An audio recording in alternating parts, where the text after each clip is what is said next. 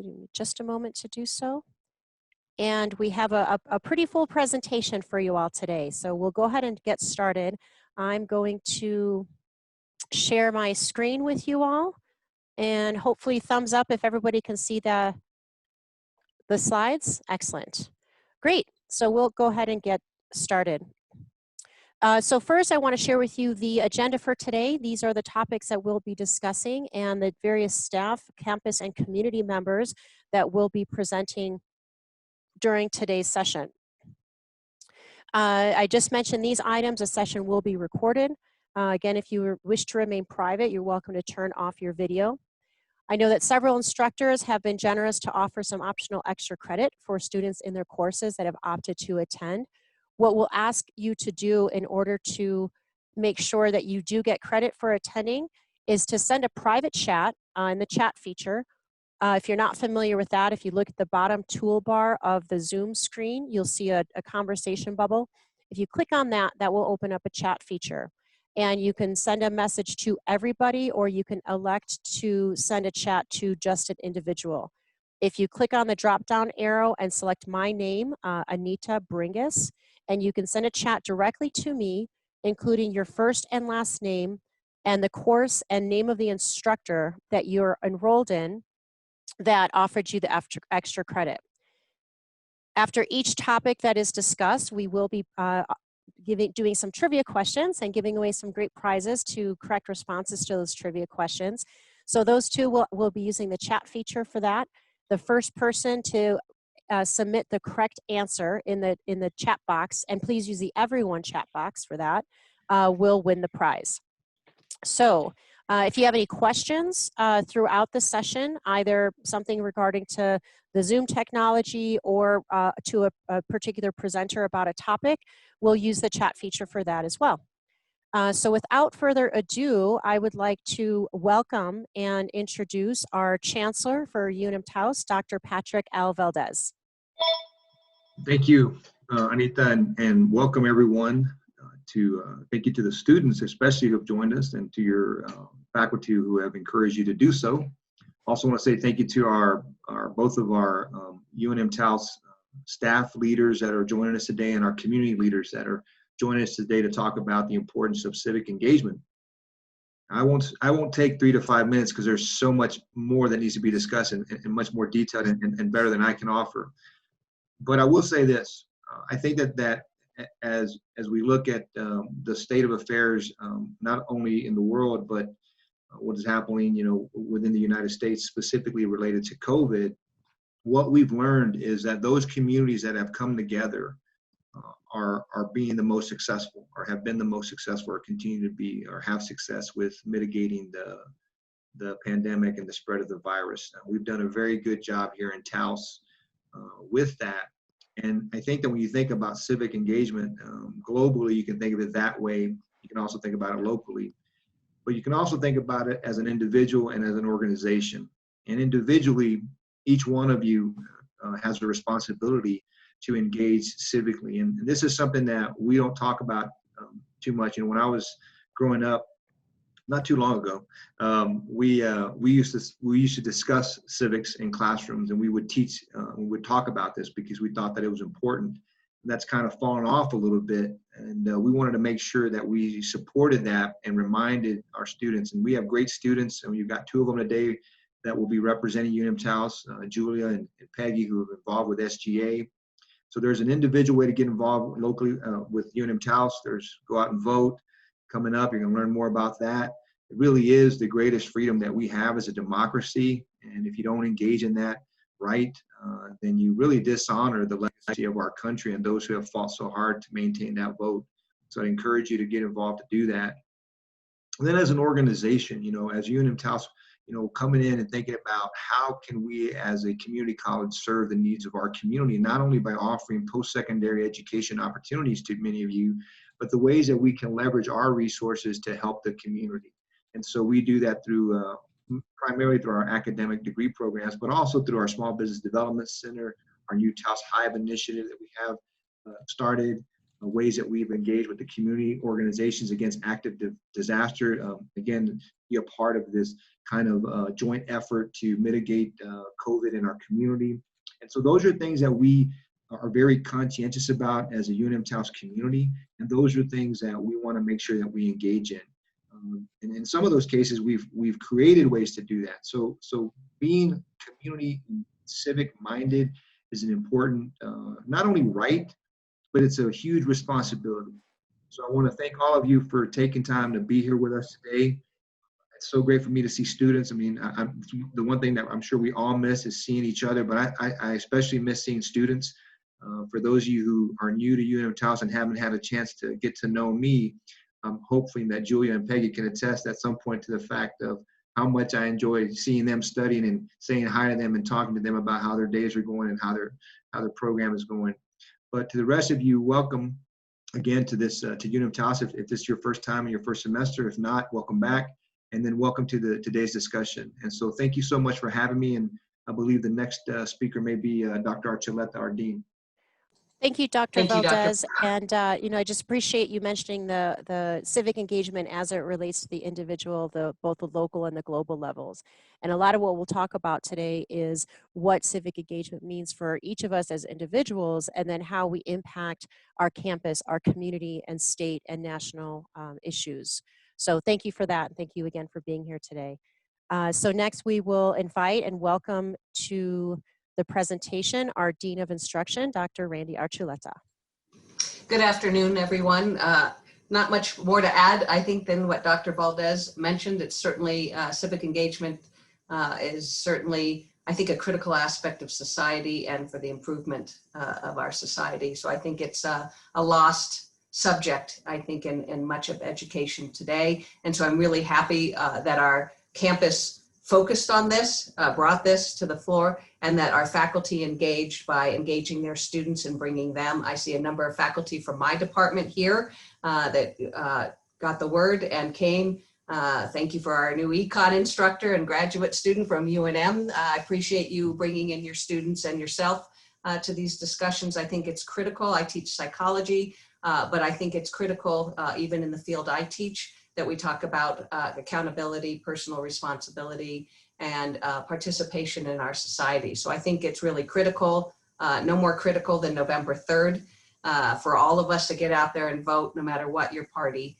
that we participate in the process and value, particularly from a female perspective, the right that we have to vote, and for those people of color, that what people took to get here. So I think we need to value that. I appreciate UNM-Taos and the community we bring to the table, and the value that we bring to this discussion. So I'd rather hear from students and staff that have a lot to say today, but welcome to UNM-Taos. I do miss seeing all of you, although for some I've seen you more in the little boxes than I might have seen you on campus. So stay connected, and we appreciate you. Thank you, Dr. Archuleta. And yes, we got very accustomed to seeing everybody in the Brady Bunch square modules. And thanks again to you for your work and leadership on campus and your presence with us today. And so next up, we're going to go ahead and get started into our presentation.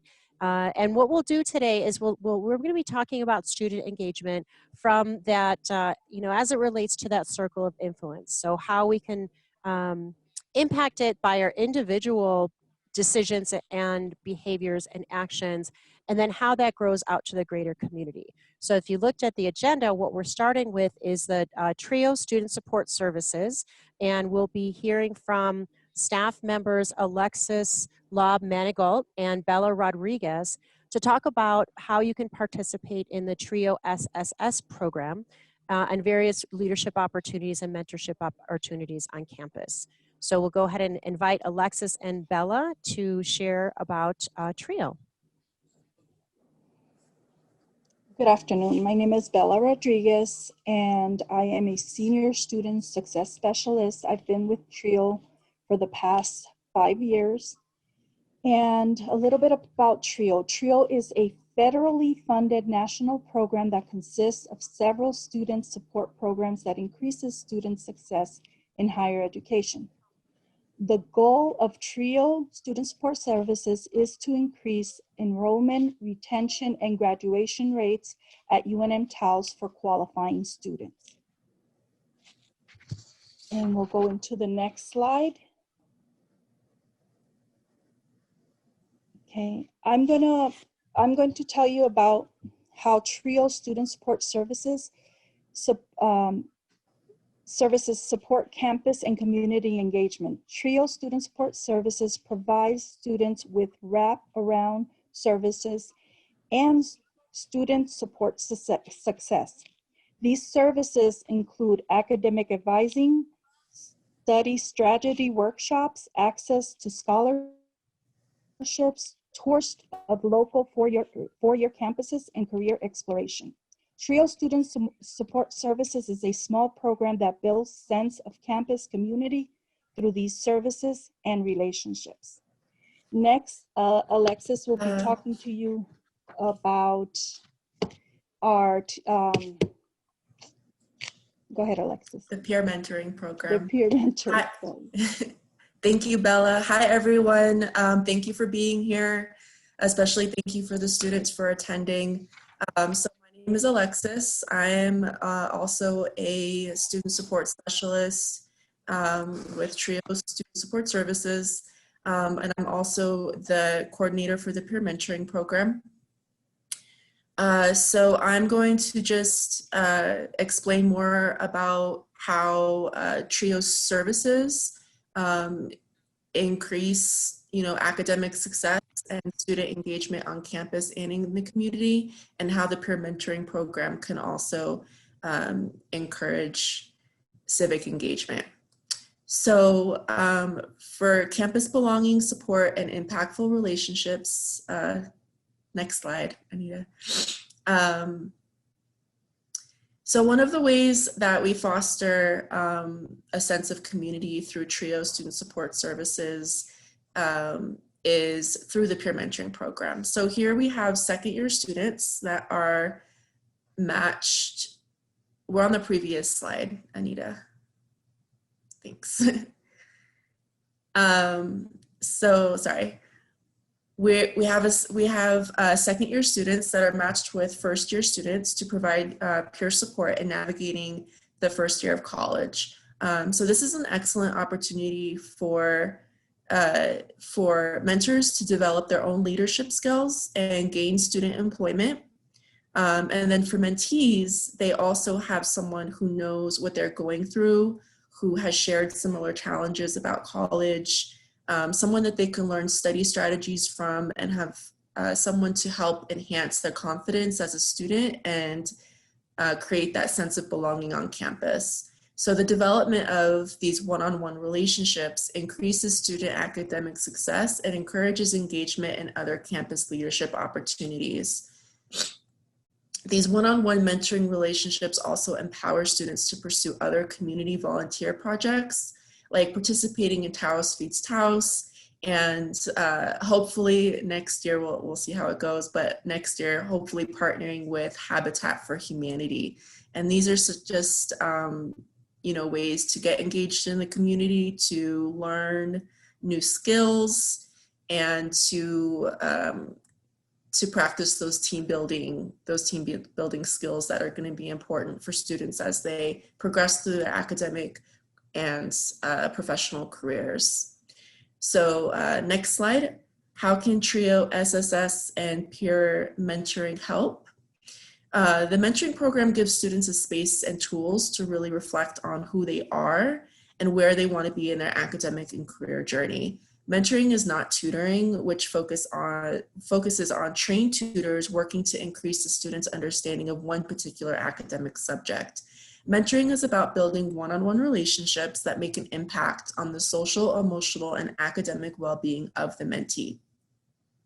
One of the goals of the program this year is to learn about a community leader and consider how they were able to lead others and how their cause and their values created a positive impact in the local community. Mentors go through an anti-bias trainings to increase their social awareness and practice perspective taking, which enhances their social emotional learning and their mentorships, of course. One of the primary tasks for mentors is also to facilitate that career exploration for their mentee, so that they can learn how to make those connections between how their degree program at UNM-Taos will lead to a career. Mentees will look at their own values, their own interests, skills, and abilities, and explore what their passions are. So when a student understands their goals and values, then they're able to apply that knowledge to improving not just their own personal lives, but the lives of their families and their communities.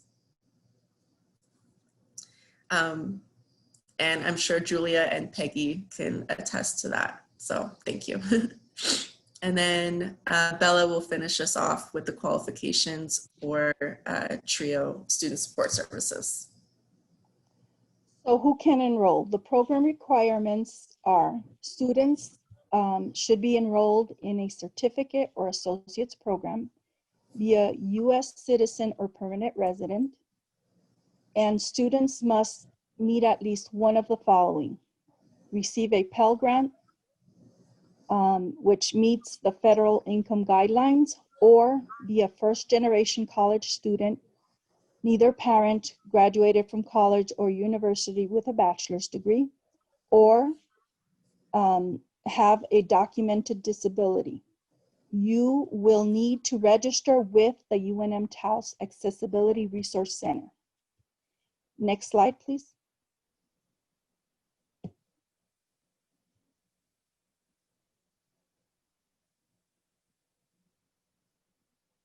And to apply for Taos, for TRIO, please send an email to taostrio@unm.edu. Make sure you include your first and last name, your phone number, and let us know why you're interested in joining TRIO. Thank you. Thank you, Bella everyone. and Alexis. Thank you so much for your information on TRIO and the hard work that you're doing. Okay, so it's trivia time, everybody. Get your chat boxes ready and get prepared to answer this question. So I'll flip to the next slide. The slide will contain the question. And again, enter your response to everybody in the chat box. And the first student to submit a correct response will win the prize. So here we go. So the question for TRIO: name 2 services that TRIO SSS provides to students. 2 services that TRIO SSS provides to students. So we'll give everybody some time to, you don't have to answer it immediately. We'll give folks throughout the session to answer. And we will go ahead and move on to the next presentation. And we're very excited to have our Student Government Association represented today. We have Shanoa Velarde, who's a student program specialist for the SGA. She's a student program specialist, and she serves as the SGA staff advisor. We have 2 students and former senators with us today that I had the pleasure of working with, Julia Shang and Peggy Descoville, and we'll be hearing from them all today. So we'll turn it over to you, Shanoa. Thank you and welcome.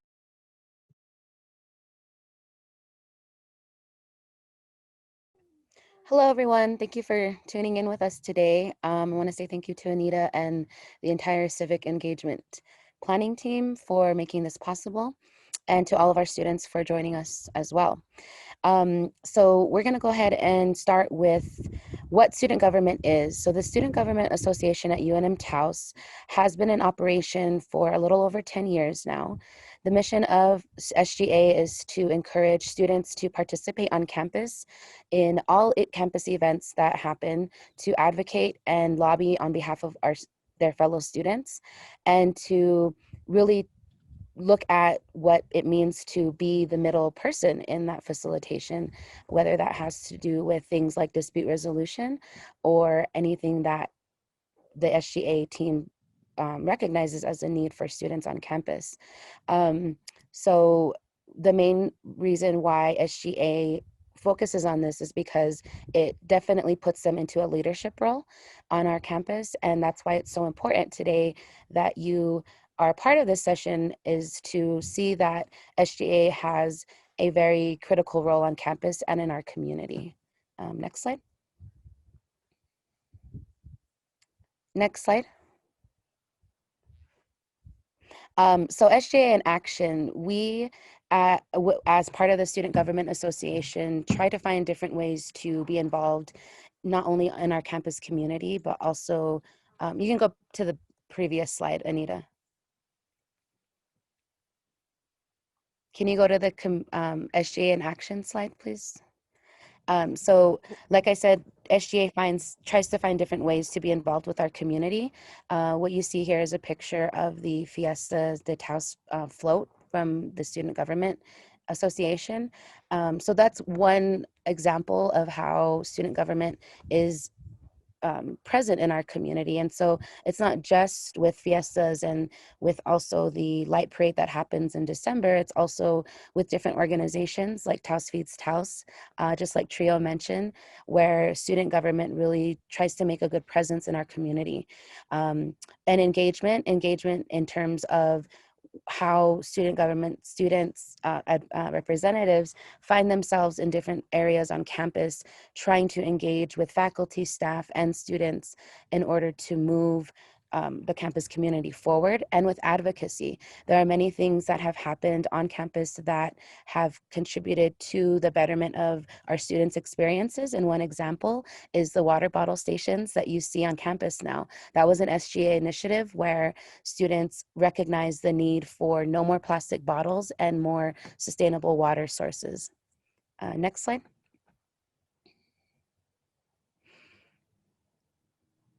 So who can become a senator? The eligibility requirements for becoming a senator is for the semesters that you are at UNM-Taos as a student. You must be enrolled in at least 6 credit hours from UNM-Taos. That's 2 courses. Sometimes it's like a course and a lab, but of course you would work with your advisor to see how many hours you're enrolled in. You must maintain a minimum 2.0 GPA throughout your whole entire term as a senator, and be in good academic standing, meaning not currently on probation or suspension. So these are just the 3 basic eligibility requirements to become a senator on campus. Next slide. So we have 2 former senators with us today, and I'd like to turn it over to them for a brief 1-sentence answer to the question, oh, what does Student Government Association mean to you? So we'll go ahead and start with Julia, and then we'll go to Peggy. I'm sorry, Julia Shang was our 2019-2020 SGA president. Hi, everyone. I'm thankful to be here, and I'm glad to see that there are students at this presentation.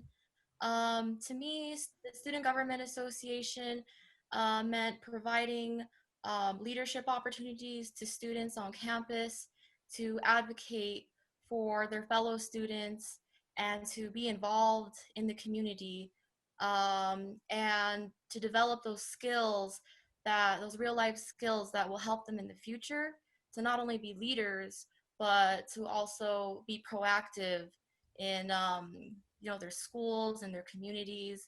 And I had a really great experience, and I was very I missed the student government when I transferred, but it was an experience that I'll never forget. Thank you, Julia. Peggy? Hi, everybody. Thanks for having me here, Shanola. So for me, the student government was an opportunity to give back to my campus. Learning at UNM-Taos has been an amazing thing for me. So it was really a way to engage deeper with my school. And another thing I got to experience was actually what can one person do? So SGA gave me a platform to exercise and experience what one person can do with a team of people with you to guide you and help you make really positive changes in your environment. So that was really special. Thank you. Thank you, Peggy. Thank you, Julia, for being here with us today. Next slide.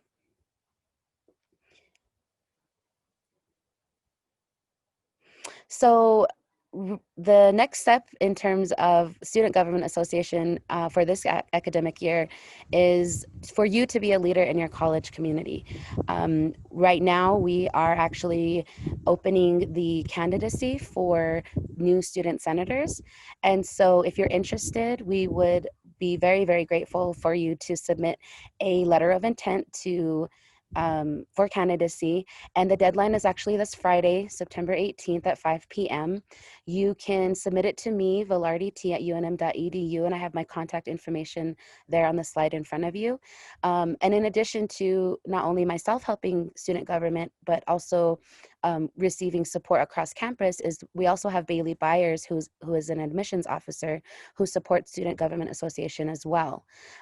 So I will be actually receiving and collecting all of the intents, letter of intents to be a candidate for student government. And from there, we will also be hosting information sessions to how to campaign to be a senator, and then also elections. So that information will be forthcoming. But I wanted to first, again, give my thanks to all of you for being here with us. And I really hope that you consider being a leader in your campus community. And you just heard from two of our former senators about how meaningful and fulfilling it is to contribute to something bigger than yourself. So thank you all, and that'll end my part of the presentation. Sorry. Thank you, Shanoa and Julia and Peggy, for being on.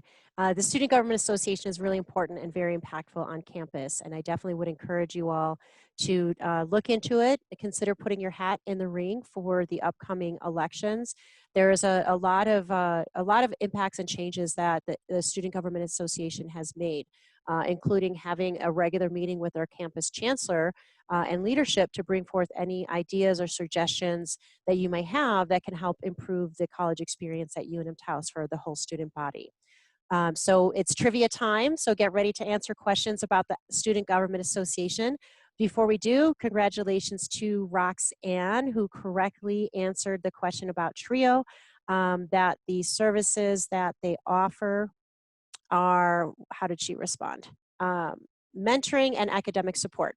Everybody else, it looks like, was correct as well, but Roxanne got her answer submitted first. So Roxanne, if I can ask you to send me in a private chat your mailing address, we'll be sending you a $20 gift certificate to one of our locally owned restaurants for you to go enjoy. Okay, so next questions for student government is, what is the GPA requirement for holding office in student government? What is the GPA requirement for holding office in student government? Oh, wow, that was fast. It looks like Monica jumped in with the correct answer first, with the answer of 2.0, and that is correct. So Monica as well, if you can send me via private chat your mailing address, and we'll get that prize out to you as well. Sorry, I'm jumping forward on slides. So we'll move forward to our next presenter is Dr. Pam Remstein, who will be talking to us today about the 2020 census. Good afternoon, Pam. Welcome. Thank you. Thank you. And I'm glad to be a part of this. I know that my civic engagement really started when I was in college, and I try and take advantage of any opportunity that comes my way to participate in it. And that's why I got involved in the census this year. So the census is your civic obligation, and that's really important. It's important that everyone gets counted. The census only happens every 10 years. It's a complete count of everyone in your household. It's important because each person is basically, we can say, worth $3,000 in federal funds. So in over 10 years, or each year, excuse me, Taos County actually loses about 10 million because we are often undercounted. And that's really a shocking number if you think about it. If you can go over to the one with the state, the next slide.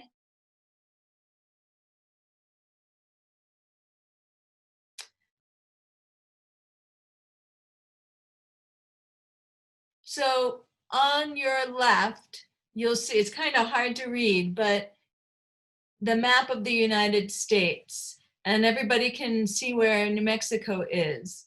So how are we doing? New Mexico still is one of behind in getting counted. We are above West Virginia, Alabama, and Mississippi, who are often our contenders in child well-being and education. So yes, that's great. New Mexico is doing pretty good. Then let's look at Taos specifically on the right. You'll see the number given there is for Bernalillo, but Taos County is only at 34.2%. Normally we're at, in 2010, we were at 41.7% of people who completed. So that means a lot of people are not completing the census in our community. And the question is, why do you think that is? Taos County is considered a hard to count area. Populations and hard to count means that you're located in places that don't necessarily appear on a Census Bureau address list.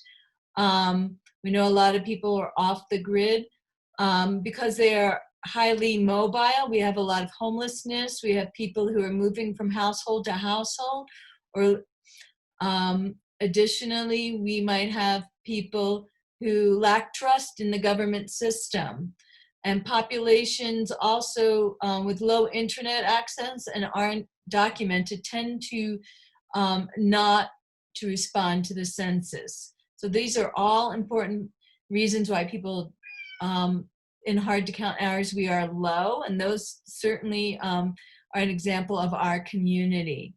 If you can go to the next slide, Anita.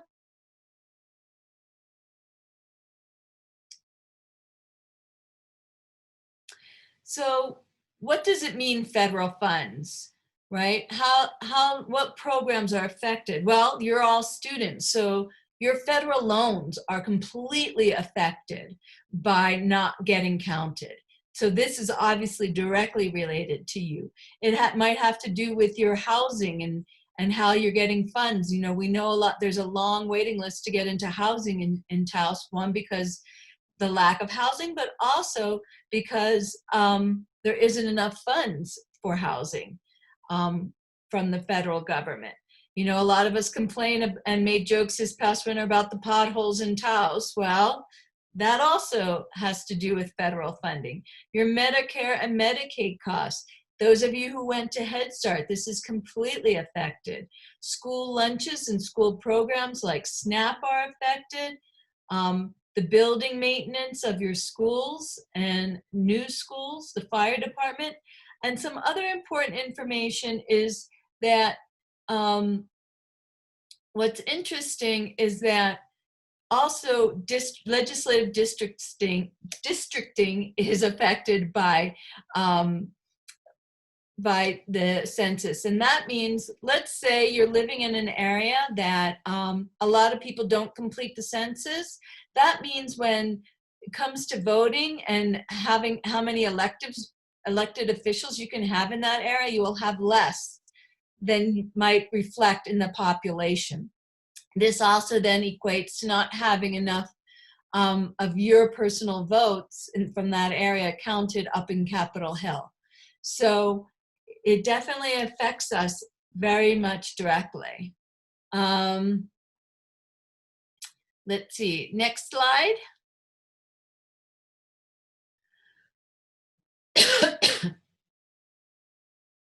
So who gets counted? Whoever lives in your home from April 1st on to the time you complete it.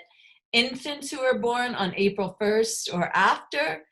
Even if you have friends that are couch surfing, anyone that for some children, they might be 1 week with mom, 1 week with dad, 1 week with grandparents. They get counted in each of those houses. The census will be able to figure out where that child is. Children happen to be one of most undercounted for this reason. That people say, oh, well, he's with dad this week and grandma the next week, so we don't count him. But it's anybody who's sleeping in your home, even if it's not every day, okay? And then it's also important, all immigrants, documented and not documented immigrants, it's very important that you get counted, as people get counted as well. All the information is confidential, and there are no questions about citizenship. No one is going to come to your home. I know that that was a fear that was put in by our government this past spring, but those things are not on the census. So what is on the census questions? So let me go through those. The next slide, please. So here are the questions, and I'm just going to briefly attempt to, I'm not monitoring my time, so if I go over, let me know. They're asking how many people live in your home, right? As of July 1. They asked this question to help us count the entire US population, ensures that we count people where they live most of the time. Question 2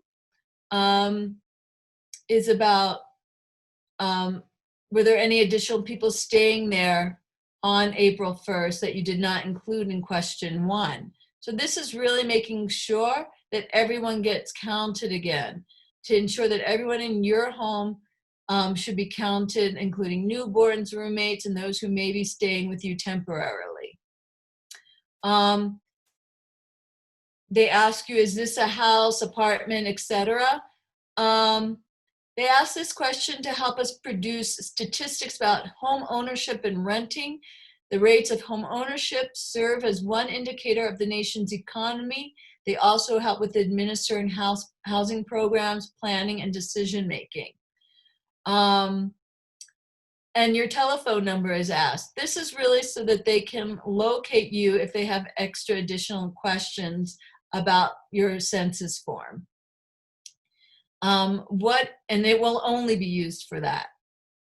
What is the person's first name? So they're asking for each person in your household, and they'll go through each person, you'll give information. It allows them to establish one central figure as a starting point, and then the next person and then the next person gets added. They want to know your sex. This is for data purposes, which supports law enforcement, regulations, and policies against discrimination. What is a person's first, their age and their date of birth. And again, this is data collection. This helps agencies know how to plan your funds, right? So if people do not respond to the census, especially elderly people or young people, our county will not get enough funds in those areas of need. They do ask you whether you're Hispanic, Latina, Spanish of origin.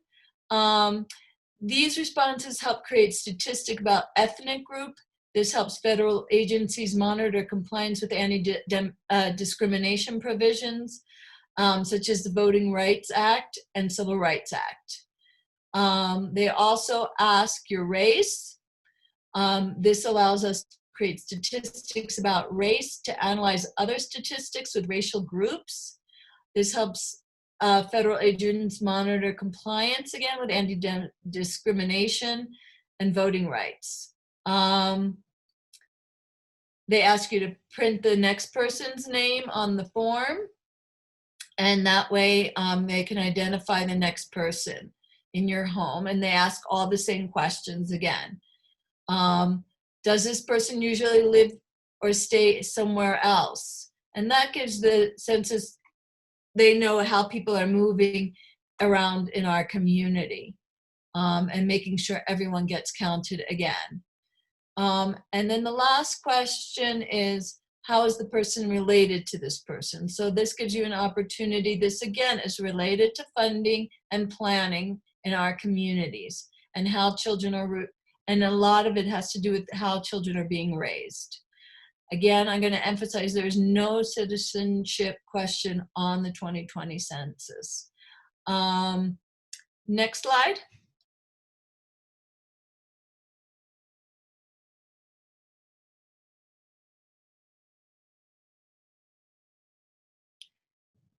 Okay, so here quickly are the 3 different ways you can do it. We're really encouraging that you use the phone if you do not have your number, and just get it done. It only takes 10 minutes, but you can do it online. It also only takes 10 minutes. Next slide.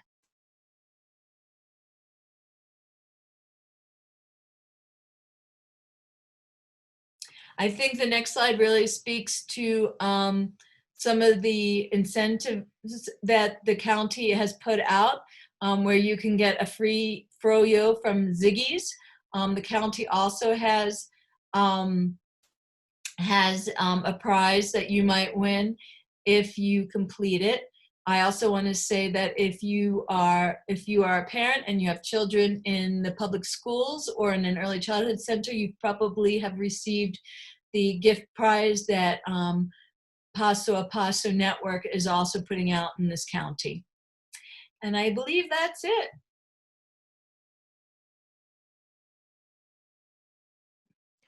Thank you, Pam. There is this last slide there, UNM main campus as an enrolled student.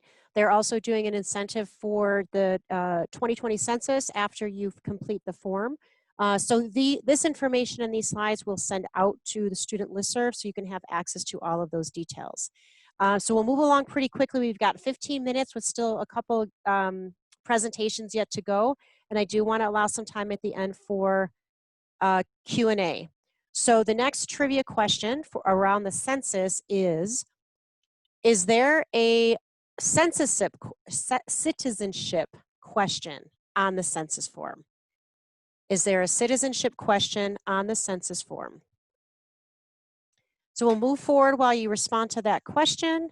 And we'd like to welcome Anjanette Brush. She is our Taos County Commissioner-elect with her term scheduled to start in January.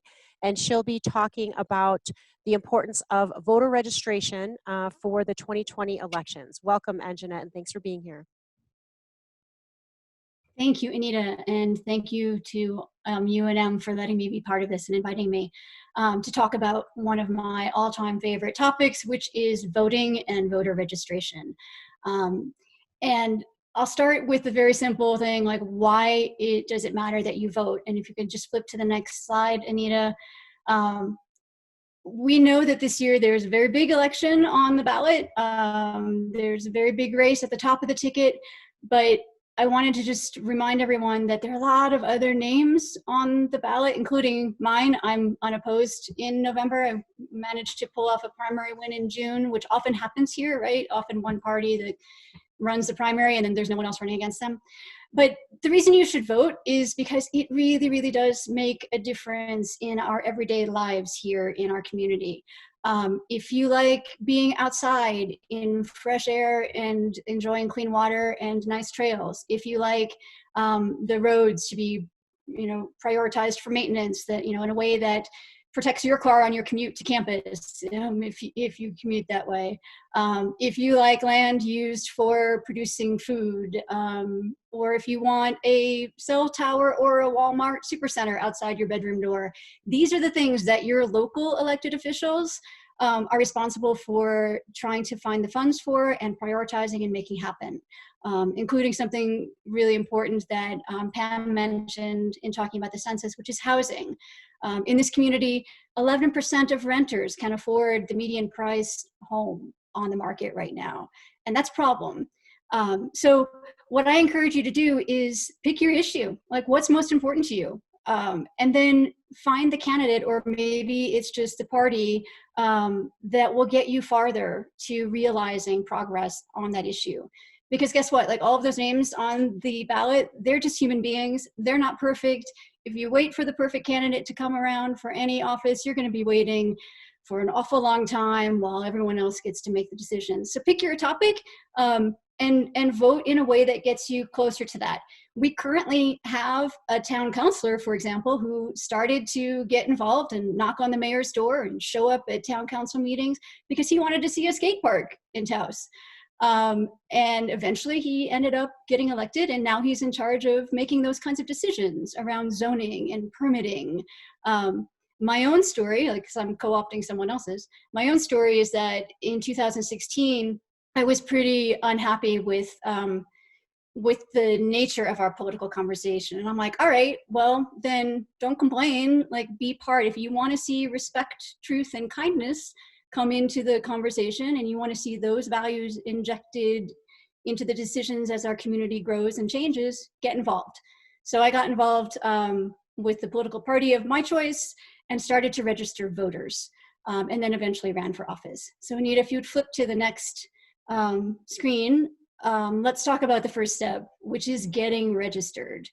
You can go to, and if you remember nothing else I say today, just remember nmvote.org. Our Secretary of State in the state has a voter information portal. You can go there. You can go there right now. I don't care if you look away from me, you know, like in the slides. You can go there right now and you can register for the first time. You can do that just with the current or expired New Mexico state ID. If you need to do that to vote on November 3rd, you need to do that by October 6th. Or you can go to the county clerk's office, which is in the county building on Albright Street. And if you go there, you want to take your valid photo ID and something that shows your address. That can be, you know, a student ID, a paycheck, utility bill, and you can do that up till October 31st. Register and then go down the hall and vote. So I encourage you all to do that. If you want to flip to the next slide, Anita. Then there are a couple of different ways to vote this year, because as we know, 2020 is an awfully different year, right? One way you can vote, if it feels safest to you, is to request a ballot to be mailed to you. But first you have to send the request in. Guess what? Again, you can do that at nmvote.org. Do that as soon as you possibly can if this is the way you choose to vote. And then in a couple of weeks, on October 6th, the Secretary of State and the county clerk will start mailing those out. What a lot of folks are recommending is once you get it in your hand and fill it out, don't mail it back. There are going to be drop boxes at the county courthouse, at Cuesta Municipal Hall, at the Penasco Community Center, and the El Prado Water and Sanitation District, where you can just go drop it off. That's fastest and most direct for your paper ballot. What I love about requesting an absentee ballot is that you can do your research while you're looking at your ballot. You can Google people, you can call them up and ask them questions. Another way to vote is early and in person. That starts on October 6th at the courthouse. It starts on October 17th at the other three locations I mentioned. And like I said, you can also drop off your absentee ballot in those locations. And finally, Election Day. If you decide to wait until Election Day, which is everyone's choice, but I got to tell you, early voting for the primary, there was often like almost no one there except the poll workers, so it felt very safe. I checked out a couple of the spots. But on Election Day, you can vote from 7 a.m. to 7 p.m. At like the regular polling places in different precincts around the county and at the county courthouse. The important thing to know is you can vote, if you are a Taos County resident, you can vote at any one of those places. You used to have to go to your precinct place. You don't have to do that anymore. And if I can just leave you with one little story before we get to trivia, it really does matter, especially in local races, which might be won by 10 votes. That could be you and your friends deciding who the next mayor is, right?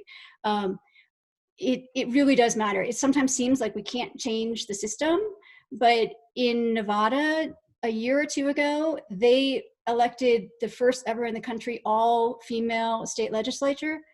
And I mean, yeah, we have to be patient to see changes happen, but that really was a change. All of a sudden, these bills about equal pay, about domestic violence policies and procedures, those things that had been just sitting on the shelf for years suddenly were getting heard.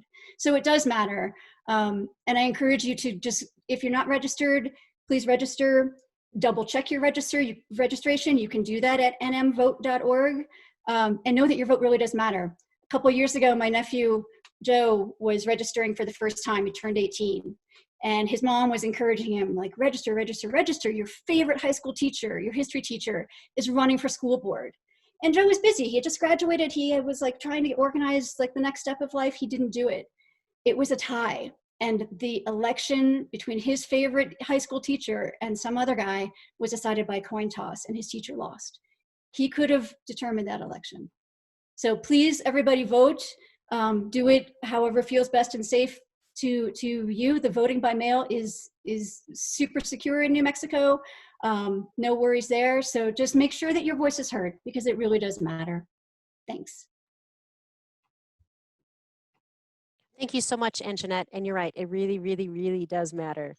So the trivia question for the voter registration, as my timer's going off, excuse me, is, let's see, what is the New Mexico Secretary of State's voter info website? Anjanette mentioned this a couple times, the voter information website. So we'll give you some time to answer that. And in the meantime, we'll move on to a conversation about the general obligation bonds. That's both B and C. And we'll be welcoming Kathleen Knoth, and I, Anita Bringas, will be covering this section. We'll jump right into it. So first, what are general obligation bonds? Essentially, bonds are a debt for money borrowed by the government to finance capital improvement projects, for, in the case of bond C, and for library resources in the case of bond B. The state promises to pay those back. The bonds are also on the November elections on the ballot. They're typically on the back page, so be sure to flip your ballot over, and you would be voting in favor or against passage of those particular bonds. We, as a public institution, we cannot tell you how to vote on any of the bonds or any issues. We can simply just encourage you to be informed and make the decision that is best for you. So additional information about general obligation bonds in general: they support various community services across the state, including aging and long-term services, library acquisitions that you'll be hearing more about in a moment, school buses, and higher education facilities. The library and the higher education facilities are two, obviously, that UNM-Taos has direct benefit from.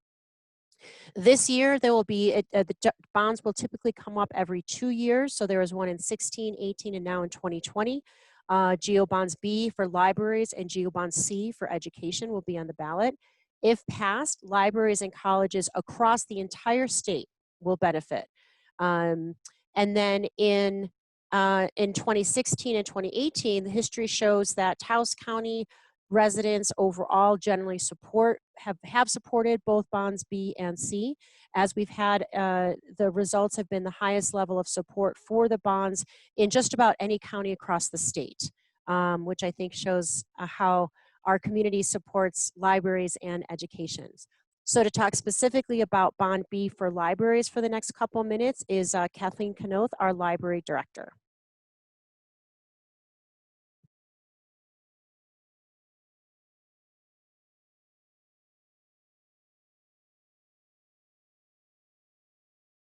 Okay, there you go. I was trying to be kind and be muted throughout the whole thing, and then I muted myself. So welcome, good to see you all. As Anita mentioned, this will be on most likely on the back of the ballot. So after we voted for the president and all the different judges and the amendments, and you're dizzy and cross-eyed, you will find the general obligation bonds on the back. So it's helpful that we try to inform you about them.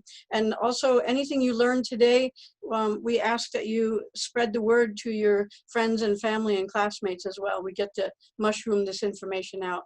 So basically what we're saying here is, I know everybody's working remotely, but libraries are still here. So we're still here to support you. And in this general obligation bond for 2020, the legislature passed our request for $9.5 million for publicly funded libraries across the state. So we've divvied that up with $3 million for college libraries, university libraries, $3 million for public libraries, and $3 million for publicly funded school libraries, as well as $500,000 for the tribal libraries. And those tribal libraries are increasing more and more across the state. So we're very fortunate to see that. In the next slide, I just wanted to point out, these are, again, you'll see approximate and estimated underlined and bolded because these numbers will change. These are based on numbers for this fall semester. And these numbers we're looking at here were based on last fall census.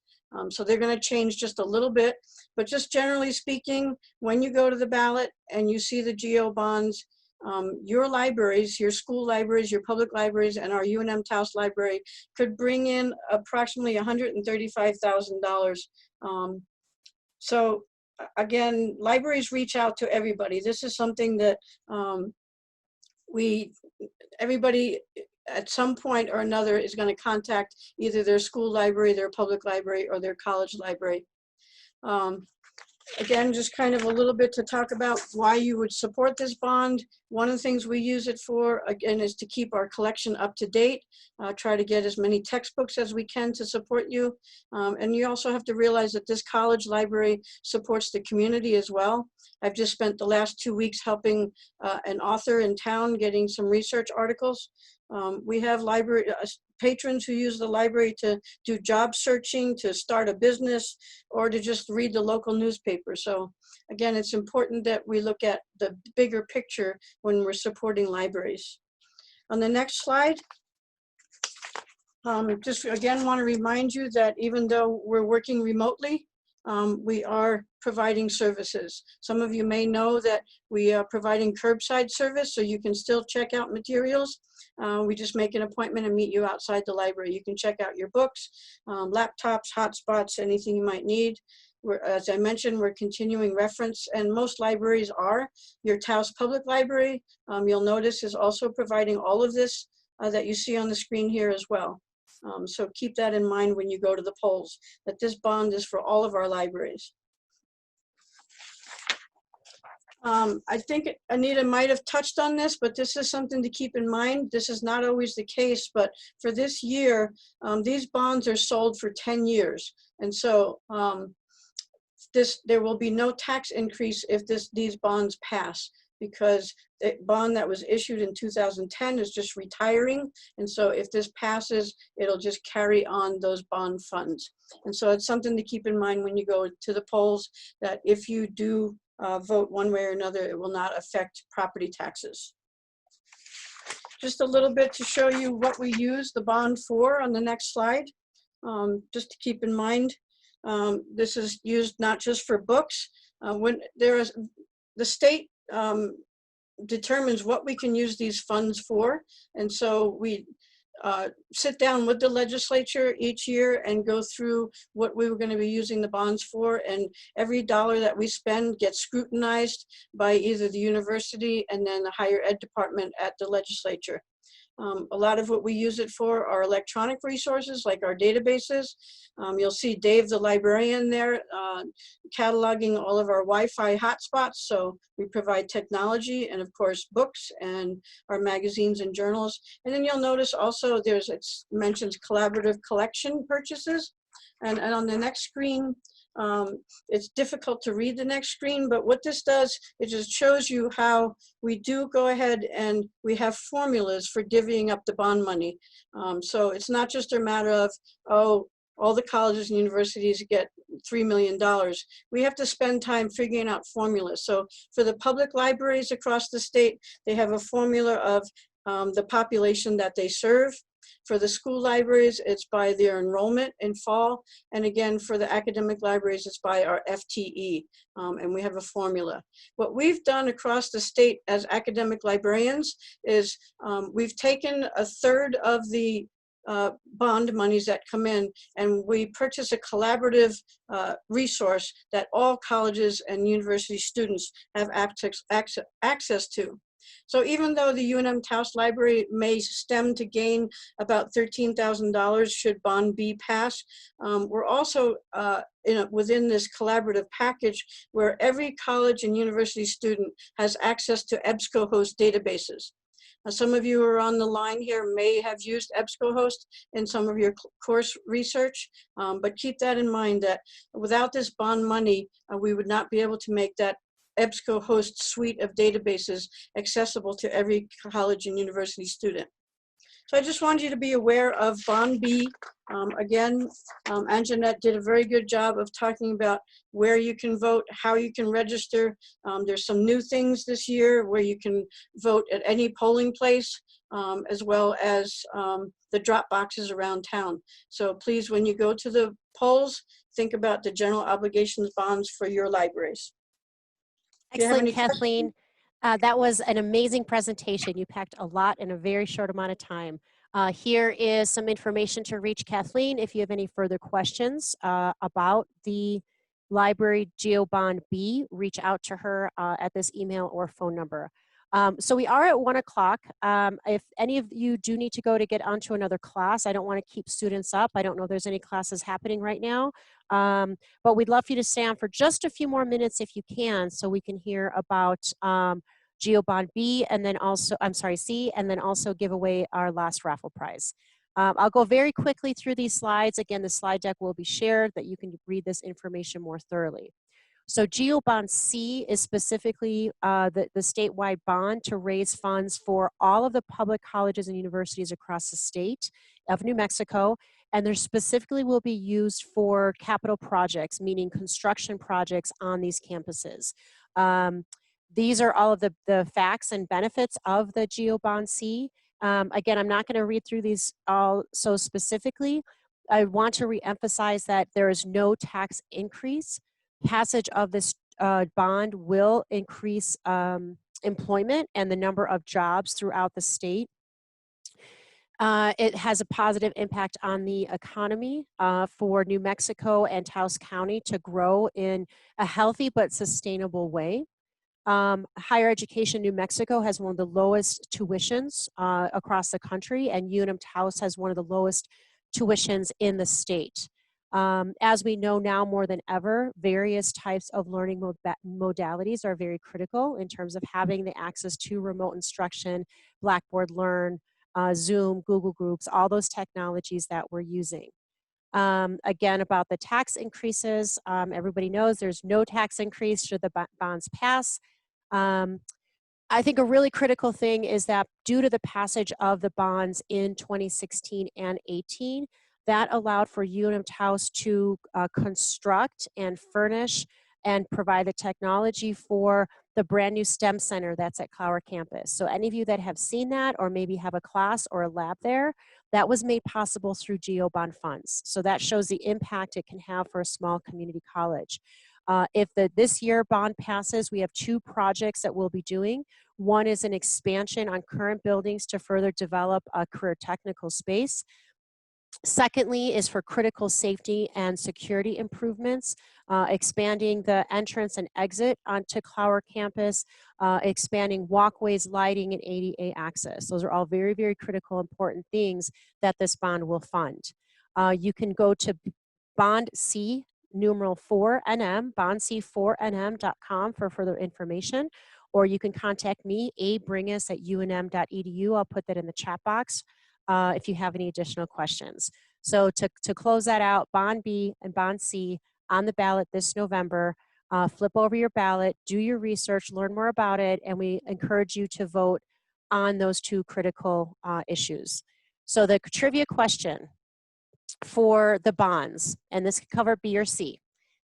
Academic libraries across the state collaborate to use bond money to provide a suite of databases to all New Mexico college students. What is the name of those databases?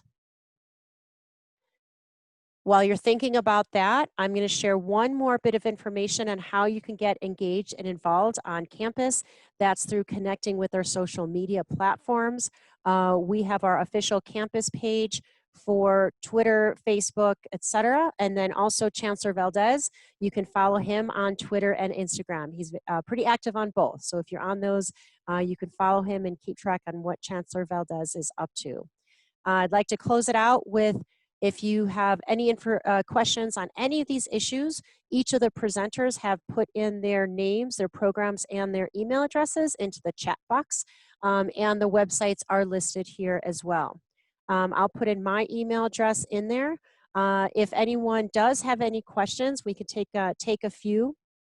I'll just ask that you unmute your microphone and you're welcome to ask a question in general or specifically to one of the presenters about a specific topic.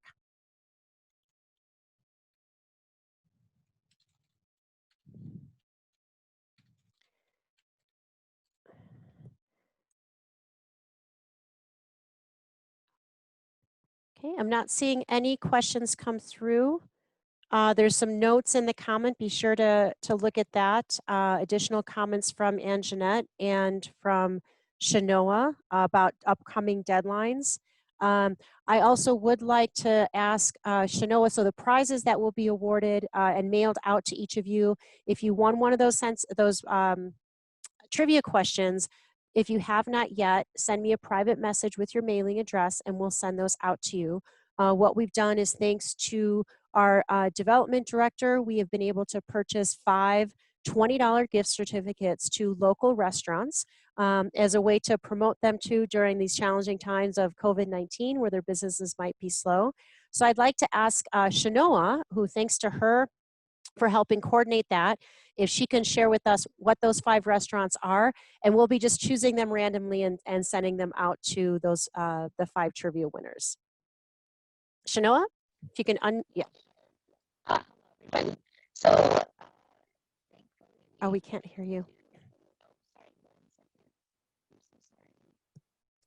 Okay, is that better? That's much better. Thank you. Okay. Yeah, so thankfully we've been able to acquire 5 different gift certificates for restaurants around Taos, and we really tried to focus on our local restaurants. The first gift certificate is from Michael's Kitchen. The second is from Rancho's Plaza Grill. The third is from the Taos Ale House or the Taos Burger Stand. The third is from Taos Diner, and the fourth, and then the last one is going to be from Orlando's, which they're all local restaurants. And like Anita mentioned, we're trying to really support our local merchants and also support you as well. So $20 is a good meal for you and another, and it is a good treat for attending this information session today. So thank you all. Thanks, Shanoa. On behalf of UNM-Taos and all of our presenters today, again, I want to thank all of the students for participating. Whether or not you're getting extra credit, it's great to have you here. We appreciate your engagement, responding to the trivia questions. I also would like to thank all of our presenters, Dr. Valdez, Dr. Archuleta, Bella, and Alexis from TRIO Student Support Services, Shanoa, Peggy, and Julia for Student Government Association, Dr. Renstein for the 2020 Census Taos County Counts Committee, voter registration, our County Commissioner-elect, Anjanette Brush, our library director for UNM-Taos, Kathleen Kanoth, and myself, Anita Bringus, for Geo Bond C for education. Thanking you all for joining us, signing off, and we will be reaching out to you for your extra credit. We'll be providing the attendance to instructors, and we'll be reaching out to you to make sure the winners of the trivia get their prizes. So be involved, get connected, and engage with your campus and your community. Thank you all. Have a great afternoon. Bye-bye. Thank you.